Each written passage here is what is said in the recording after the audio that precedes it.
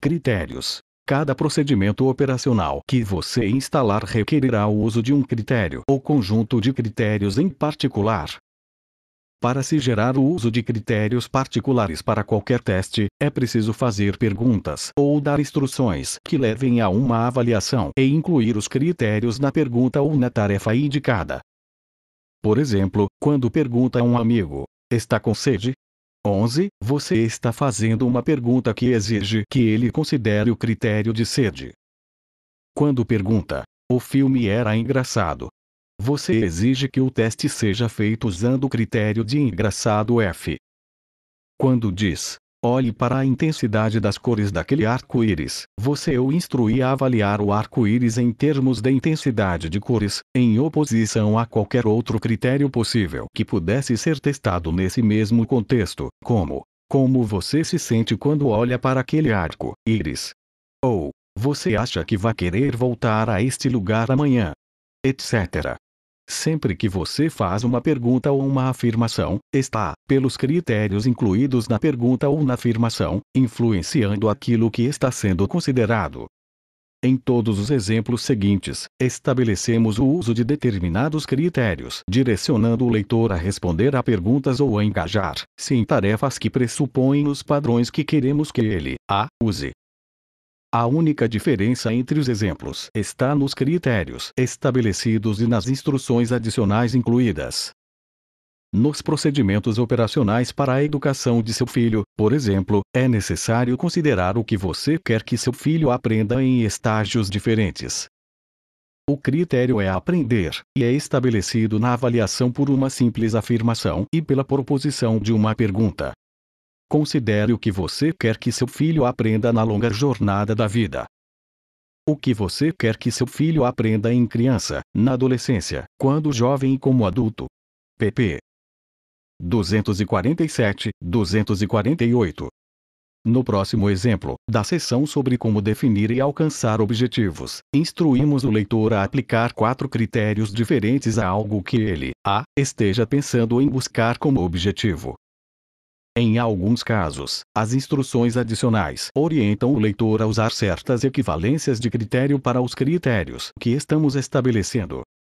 A segunda coisa que precisa acontecer na transformação de um desejo em uma vontade que vale a pena perseguir é que você faça e responda as perguntas com uma boa formulação.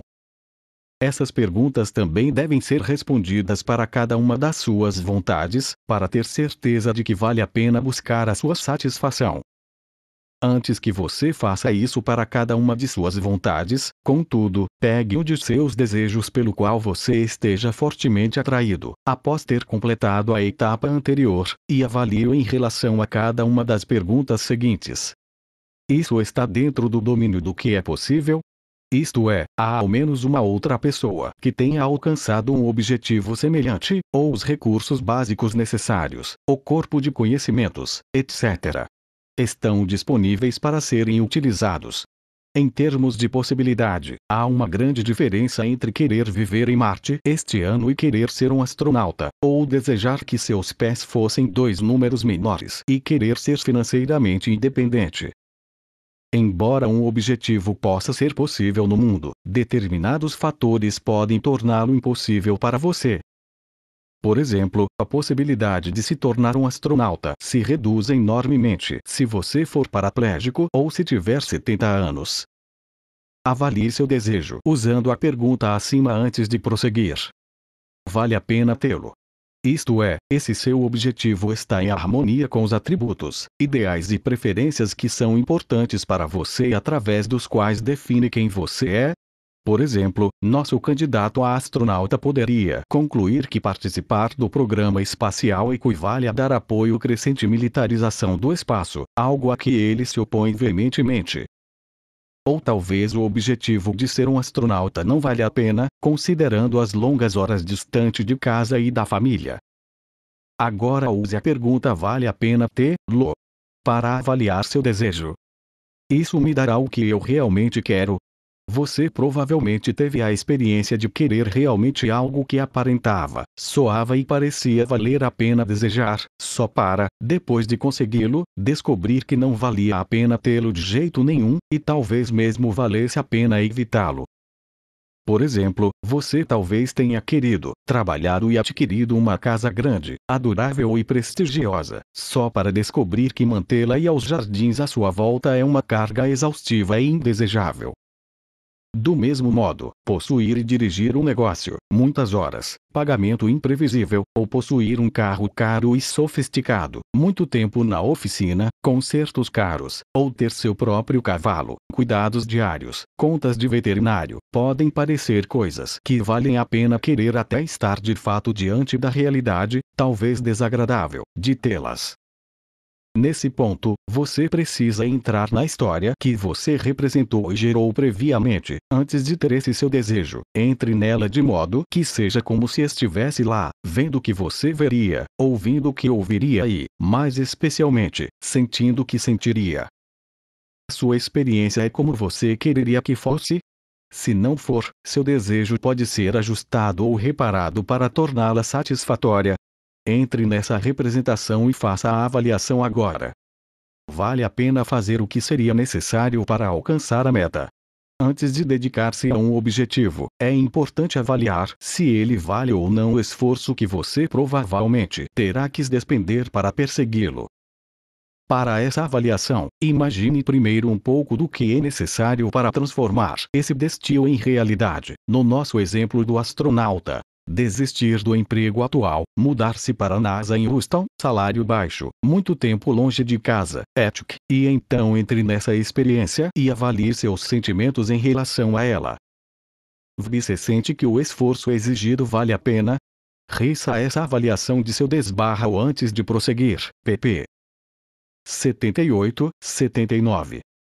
Na sequência para a instalação da moderação na ingestão de álcool, queremos que o leitor avalie, e ajuste ou atualize se for o caso, os critérios atualmente usados em situações de beber. Também queremos dar ao leitor uma experiência de como o uso de critérios diferentes conduz a metas diferentes. E queremos que o leitor avalie uma vasta gama de critérios e escolha os critérios em particular que funcionam melhor em seu caso, para garantir um futuro bem-estar. Realizamos essas metas nas etapas seguintes. Em situações em que se beber socialmente, você volta aos anos da adolescência, com as competições de bebida. Um homem é alguém que não fica bêbado, não importa o quanto beba. Ficar bêbado ainda é uma afirmação de ousadia, maturidade ou independência. Se for, avalie seus critérios atuais relativos à sua adequação quanto a quem você é agora e ao mundo em que você está vivendo. Essa reordenação de critérios deve incluir não apenas a eliminação daqueles que não são mais importantes, mas a inclusão daqueles que você achar mais apropriados. Por exemplo, você quer que uma pessoa por quem se sente atraído conheça, ou conheça bêbado. Talvez em situações em que se beber socialmente você queira continuar a tratar-se e aos outros com respeito e integridade. Como você fez antes, prepare para si mesmo uma lista de possíveis critérios, e em seguida imagine o que, como e quando você beberia em uma situação social, usando cada um desses critérios, um de cada vez. Por exemplo, bebedeira, diversão, fuga, gosto, saúde, meu bem-estar de amanhã, controle de meu comportamento, respeito dos outros, orgulho. Ao aplicar esses critérios, escolha uma situação, como uma noite durante a semana após um dia particularmente exaustivo. É noite, e você está a caminho de casa após esse dia cansativo. Agora pense em como você vai passar a noite, no que diz respeito à bebida. Tente aplicar o critério de fuga, supondo que seja a experiência que você quer. Como você planeja e antecipa consegui-la? Depois de fazer isso em relação à fuga, volte ao começo e se reoriente para o seu retorno a casa após aquele dia terrível, pensando em como vai passar a noite, desta vez aplicando o critério do bem-estar de amanhã. O contraste da experiência e do efeito entre fuga e bem-estar de amanhã colocará nitidamente as diferenças comportamentais provocadas por tais exames de critérios. Experimente isso agora, com os critérios da fuga e do bem-estar de amanhã, imaginando tão vividamente quanto possível estar de fato nessa situação e usando esses diversos critérios. Repasse a situação acima, ou outra de sua escolha, seguidamente, mudando cada vez o critério que está usando, escolhido na lista acima ou em sua própria lista. De que modo sua experiência e seu comportamento mudam quando você aplica cada um desses critérios? Que critérios conduzem naturalmente aos tipos de experiência e comportamentos que sustentam sua determinação de livrar-se da dependência alcoólica? Essa é uma etapa importante. Por isso, use todo o tempo que precisar para fazer essas avaliações, pp. 151, 153. O critério agradável é chamado para avaliar emoções e sensações nos procedimentos operacionais que levam ao sexo prazeroso. Como você fez antes, dirija sua consciência para sua experiência sensorial e note que tipo de natureza agradável você está vivenciando no momento, incluindo emoções e sensações de conforto, calor e excitação em seu corpo e na superfície dele. Por exemplo, a emoção que você está vivenciando neste exato momento em que lê esta frase pode ser de curiosidade, com a parte inferior do rosto relaxada, os músculos em torno dos olhos e no tronco agradavelmente tensos, e uma sensação de calor na boca e nas mãos. Antes de continuar a ler, explore sua experiência sensorial para descobrir essas emoções e sensações agradáveis. pp. 164, 165. Os efeitos dos tons de voz são importantes de se considerar em certos procedimentos operacionais relativos à fase de atração nos relacionamentos. No exemplo seguinte, estabelecemos tom de voz como critério. A próxima qualidade a se considerar é o som da voz daquela pessoa. Os tons de voz, agudo, ressonante, anasalado, suave, alto, monótono, ofegante, influenciam muito os estados emocionais das pessoas, mas infelizmente as discriminações da tonalidade da voz estão geralmente fora da consciência da maioria das pessoas em nossa cultura. Sem questionar a tonalidade da voz, você pode passar a vida toda perto de alguém que gera em você um estado emocional desagradável sem relacioná-lo à tonalidade da voz daquela pessoa. Assim, a próxima pergunta a se fazer é: como a voz dessa pessoa soa para você? Isso, sem dúvida, requererá uma proximidade muito maior, talvez mesmo entabulando uma conversa com a pessoa. Voltando às duas pessoas selecionadas acima, a que não é atraente e a que é atraente, mas que você não encontrou, recorde o som da voz de cada uma e preste atenção a como o seu estado emocional muda enquanto ouve suas tonalidades. p. 193. Equivalência de critério. Uma vez que uma equivalência de critério se estabeleça, se geralmente influo é considerada como sinal exercer-se feito sobre a experiência de uma pessoa, até que surjam circunstâncias que forcem uma reavaliação. As pessoas raramente avaliam as evidências que usam para saber se um de seus critérios está ou não atendido. Mas pode-se gerar uma nova equivalência de critério, direcionando a atenção da pessoa para referências que lhe sejam mobilizadoras e que apoiem a nova equivalência de critério. Uma vez que receba evidências em que possa acreditar, na forma de referências, a pessoa facilmente incorpora essa evidência às suas considerações do que constitui o atendimento de um padrão importante. Por exemplo, no trecho seguinte de uma sessão terapêutica, um dos autores, LCB, trabalha com uma cliente que está discutindo seus sentimentos pelo marido. Nesse trecho, muda-se uma equivalência de critério, que de querer que meu marido seja mais feliz comigo do que poderia ser com qualquer outra pessoa egoísta transforma-se em querer que meu marido seja mais feliz comigo do que poderia ser com qualquer outra pessoa igual expressão de amor e responsabilidade. Em primeiro lugar, acede-se a referências passadas e presentes que são usadas como evidência para apoiar a equivalência de critério desejada, e em seguida geram-se referências futuras para as consequências negativas de não se adotar a equivalência de critério desejada. O peso dessa evidência resulta na aceitação da nova equivalência de critério. Azel: eu quero muito que ele seja feliz. LCB: A questão é que você quer sempre saber que ele não pode ser tão feliz com outra pessoa quanto é com você. Azel, algum problema nisso? LCB, não. Ambas riem. Quer que eu diga de novo? Não. Azel, parece um pouco egoísta, mas seria bom. LCB, ri, lute por isso, Azel. Azel, está bem, eu vou. LCB, tudo bem. Você pode querer que ele seja mais feliz com você do que com qualquer outra pessoa. Pausa. Você o ama. Você fica mais feliz com ele do que com qualquer outra pessoa. Não é? Azel chora e faz que sim com a cabeça. E, sim, eu sei. Não tem nada de errado em se querer isso. Você não quer prendê-lo, trancafiá-lo, não tem nada a ver com querer que ele seja feliz negando-lhe algo. A ideia é que ele seja mais quem ele quiser ser quando está com você. Você sabe, nas boas e nas más horas. É como se vocês dois tivessem feito um pacto em passar um bom tempo da vida juntos. Provavelmente, quero dizer, não sei se vocês têm um acordo tipo até que a morte nos separe, mas sei que o acordo de vocês não é, de modo nenhum, negar algo ao outro, mas contribuir e doar. Absolutamente. E não é só no momento, é ao longo do tempo.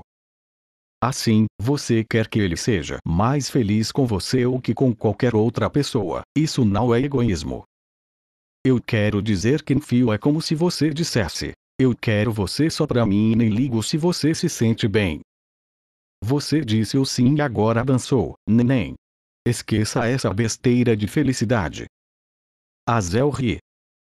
Além disso, você querer que ele seja mais feliz com você, se sinta mais realizado com você, é a motivação para que você se dê a ele.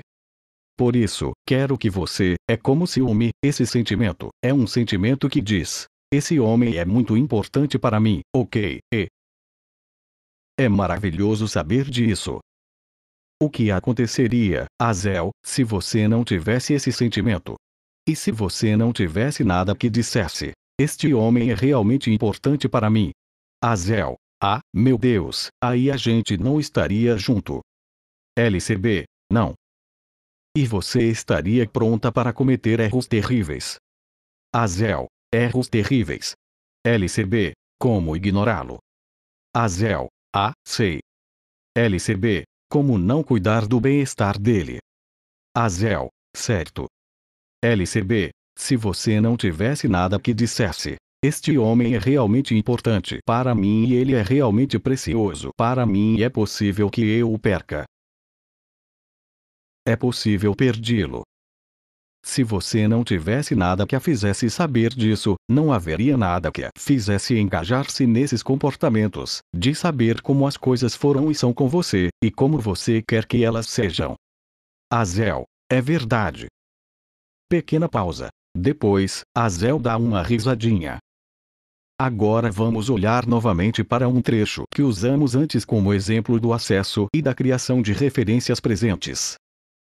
Esses dois passos também demonstram como estabelecer uma equivalência de critério desejável, neste caso de que a sexualidade está enraizada na experiência sensorial, sexualidade igual experiência sensorial. Agora vamos considerar a experiência interna. Isso envolve alinhar as associações entre experiências específicas e seus significados com o fato de que a sexualidade é uma experiência sensorial. Deixe sua consciência escorregar pelo interior do corpo. Enquanto passa por ele, sinta a massa, a substância do seu ser físico. Do interior desse cilindro vivo, sinta seu braço esquerdo, o direito, as coxas, o coração batendo e os pulmões expandindo, se e contraindo-se dentro do tórax. Uma vez que você esteja consciente dessas sensações, identifique exatamente onde você interage com o mundo inanimado, isto é, as roupas, sapatos, a cadeira, o chão, etc. Ao fazer isso, você está identificando a evidência de estar vivo. Continue a concentrar-se nessas sensações que o deixam saber que está vivo. Gaste todo o tempo necessário nessa etapa. Em seguida, sem se olhar ou se tocar, conscientize-se das sensações internas que o fazem saber que você é um homem ou uma mulher. Se você for homem, há a sensação dos pelos no rosto, dos testículos, do pênis, a consciência da pressão no pênis e nos músculos pélvicos a ele ligados. Se você for mulher, há a presença e o peso dos seios, lábios e orifícios vaginais, $, os em torno dessa abertura sensualmente rica, o útero e ovários. Sinta completamente o corpo. Em seguida, oriente sua consciência para sentir os lábios, dentes e língua. Toque os lábios com a língua, sentindo seu calar, umidade, suavidade e a textura de sua superfície. Em seguida, leve sua consciência pelo resto do corpo. A evidência de sua sexualidade está no mesmo nível dessas sensações que residem em seu corpo e que evidenciam que você está vivo. Nesse nível mais básico da experiência sensorial, sua sexualidade não pode mais ser separada de você, não mais do que sua respiração ou as batidas do coração. Você talvez não fique sempre consciente dessas sensações que são evidência de sua sexualidade, mas elas, entretanto, estão sempre aí, parte de seu ser, parte de seu bem-estar. pp. 163, 164. Uma das coisas que você pode fazer com as equivalências de critério é mudá-las, expandindo-as. Isso imediatamente dá à pessoa que está usando essa equivalência de critério novas oportunidades de vivenciar a satisfação do critério em questão, o que por sua vez cria mais escolhas e flexibilidade de comportamento. Como observamos algumas vezes, e ilustramos a respeito da alimentação, ocorre com frequência que as pessoas comam, bebam, fumem e usem drogas para satisfazer critérios importantes, como prazer, realização, controle e confiança. Mas quantas maneiras existem de satisfazer qualquer um desses critérios? O prazer pode na verdade resultar de uma calda de chocolate derretendo na boca, mas também pode vir de seu corpo deslizando em águas quentes e envolventes, subir lepidamente as escadas, lençóis frescos e limpos numa noite quente e úmida, cidra quente numa noite fria, ótima música num bom aparelho de som, ou ao vivo, uma boa xícara de café e o jornal de domingo na cama, os multicoloridos tons de verde e marrom de uma floresta numa tarde quente. Ouvir seus próprios passos quando passeia sob as estrelas é claro, o cardápio continua. O que poderia fazer parte de sua lista de experiências agradáveis? Pegando cada um de seus critérios para perder peso, faça uma lista de possíveis modos de satisfazê-los, que não seja comendo. pp. 108, 109. Uma das avaliações na sequência de relacionamento envolve a identificação de comportamentos que sejam manifestações apropriadas de certos estados emocionais. Esses comportamentos constituem então uma equivalência de critério. Mas, antes de fazer essa avaliação, é preciso garantir que a pessoa seja capaz de distinguir a emoção que está vivenciando. E surpreendente a frequência com que emoções diferentes, porém relacionadas entre si, como medo, raiva e repulsa, não são separadas adequadamente.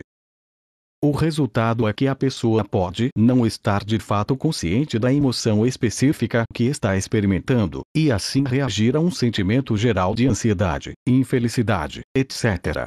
A qual possivelmente não é a melhor reação para os seus interesses. Por exemplo, as reações apropriadas para quando se está com medo são geralmente muito diferentes das reações apropriadas a quando se está com raiva. Incluímos nessas duas etapas seguintes extraídas da sequência sobre o sexo a especificação da equivalência de critério para emoções diferentes e a subsequente identificação dos comportamentos que seriam adequados para cada uma delas, outra equivalência de critério. Agora, como você distingue, em termos da experiência sensorial, um estado emocional de outro? Quando chegar ao final deste parágrafo, escolha um dos estados emocionais de sua lista e identifique para si mesmo as sensações que, juntas, compõem sua experiência desse estado emocional.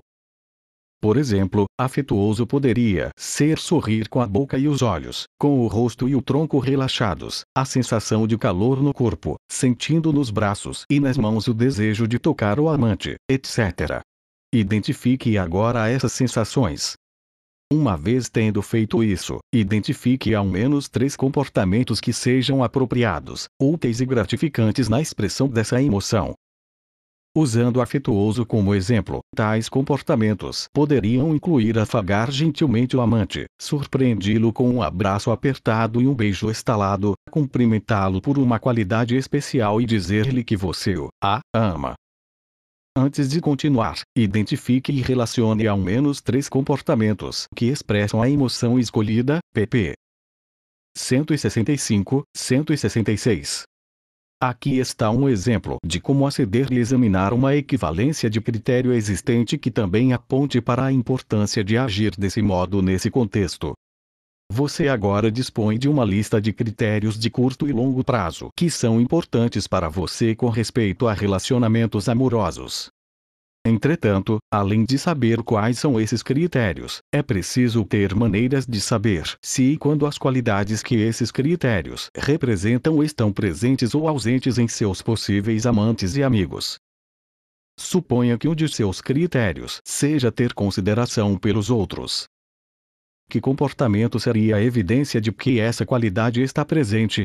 Talvez você e seu namorado estejam passando por uma senhora idosa que sobe com dificuldade as escadas carregando compras de supermercado. Seu namorado a cumprimenta e se oferece para ajudá-la a carregar as sacolas de uma maneira que diz: "Eu sei que a senhora pode fazer isso sozinha, mas deixe-me ajudá-la para facilitar."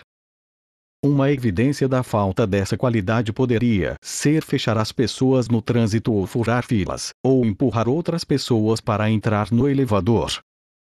Sem dúvida, esses mesmos comportamentos poderiam ser usados como evidência da capacidade de sobreviver, se você estiver em Nova York. Se você trabalha como voluntário na SPCA e na Sociedade Audubon, uma mulher que queira um casaco de pele de foca, ache que caçadas são um jogo sexy e compre marfim no mercado negro now, estará evidenciando um comportamento que represente o tipo de critério que você valoriza. Examine sua lista de critérios e considere que tipos de comportamentos e reações constituiriam evidências de que esses critérios são compartilhados por outra pessoa, e que tipos de comportamento e reações constituíram evidências de que seus critérios não são compartilhados por ela. Isso lhe dará a base para reagir aos outros, fazendo assim sua escolha de amigos e tomando a realização de seus desejos e necessidades muito menos aleatória. Dê esse presente a si mesmo agora, identificando esses comportamentos e reações, pp. 190, 191. A sequência seguinte de etapas, da seção sobre relacionamento, aborda como desfazer equivalências de critério indesejáveis e expandir as desejáveis. Ao mudar tais equivalências de critério, a primeira coisa a se fazer é identificar contra-exemplos. Isto é, busque em sua história pessoal, ou mesmo no próprio mundo, exemplos que sejam inconsistentes com sua equivalência de critério indesejada. A importância de encontrar e reconhecer os contra-exemplos é que isso transforma a reação de omissão de uma equivalência de critério. É assim que as coisas são. Em algo sobre o qual há ao menos a possibilidade de se ter uma reação de escolha. Por exemplo, se você acredita que compromissos significam subordinar-se, procure em suas lembranças e encontre ao menos um exemplo de uma ocasião em que seu caráter e suas necessidades tinham expressão e satisfação completas em uma relação de compromisso. Se você não for capaz de descobrir nenhum contra-exemplo de sua própria experiência, procure nas experiências de amigos e conhecidos, para que você saiba ao menos que é possível estar em uma relação de compromisso sem sacrificar-se. Se você tiver medo de se comprometer numa relação, identifique agora as suas equivalências de critério indesejáveis. Uma vez identificadas, encontre contra-exemplos para cada uma delas. Também é importante considerar a flexibilidade de suas equivalências de critério ao assumir um compromisso. É especialmente importante considerá-la após ter assumido um compromisso e estar vivendo junto na fase de segurança. Para Gil, a maneira como ela sabia que Sam se importava com ela era o fato de ele telefonar durante o dia para saber como ela estava. Coerentemente, quando ele não telefonava, ela se sentia desprezada. Ter apenas um modo de satisfazer um critério significa que você será capaz de experimentar a realização a respeito desse critério apenas se as exigências circunstanciais necessárias forem atendidas. O mundo é complexo e caprichoso o suficiente para garantir, contudo, que haverá ocasiões em que essas exigências circunstanciais não serão atendidas. E aí, é muito mais útil, bem como gratificante, ter muitos modos de satisfazer seus critérios. Obviamente, quanto mais modos houver de se sentir amado, mais frequentemente você sentirá que o amam. Por exemplo, sendo mulher, você poderá se sentir amada quando ele telefonar para avisar que vai se atrasar, quando ele trancar a casa e apagar as luzes à noite, quando ele perguntar que filme você gostaria de ver, quando ele fizer amor bem com você, quando ele disser não, se realmente não quiser fazer amor, quando ele recusa oportunidades de trabalho que o fariam ficar longe durante longos períodos, quando ele não paquera outras mulheres, quando ele a desafia se você precisar, quando ele lhe diz a verdade mesmo que não seja o que você quer ouvir. Tudo isso, e muito mais, poderia servir como indicador de que você é amada. E particularmente útil se forem todos comportamentos que seu parceiro não possa deixar de ter, isto é, se forem comportamentos que ocorram naturalmente como subprodutos de sua própria personalidade. A esse respeito, é importante notar e compreender que é muito provável que seu amante a faça saber que ele a ama, respeita, se importa, aprecia, de muitos modos que você não reconhece como exemplos desse amor. Perguntar-lhe que filme você quer ver pode ser apenas cortesia para você, mas para ele talvez seja uma expressão de amor. Ao final deste parágrafo, identifique uma experiência, como divertir-se, ou sentir que o outro acredita ou confia em você, que goste muito de ter em sua relação íntima atual, mas que você não tenha com a frequência em que gostaria. Então examine suas interações com a outra pessoa e tente identificar maneiras pelas quais o outro esteja tentando dar-lhe essa experiência, maneiras que até agora você não tinha reconhecido. Uma vez que tenha identificado essas maneiras, você pode, se quiser, perguntar-lhe diretamente qual é a sua intenção ao fazer isso nessa situação. Alguns bons exemplos disso foram dados ao fim da sessão limiar. Complete essa etapa antes de passar à próxima. Tendo feito isso, considere os critérios, padrões, questões de importância, que você queira estar certo de que estão satisfeitos em sua relação.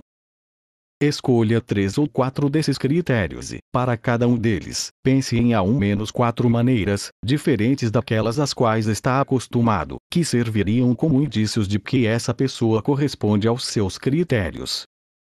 Faça o melhor que puder para fazer suas escolhas, levando em conta os comportamentos existentes em seu parceiro. Lembre-se: quanto mais modos você dispuser para atender a seus critérios, melhor será sua experiência cotidiana, e mais rica e segura a sua relação.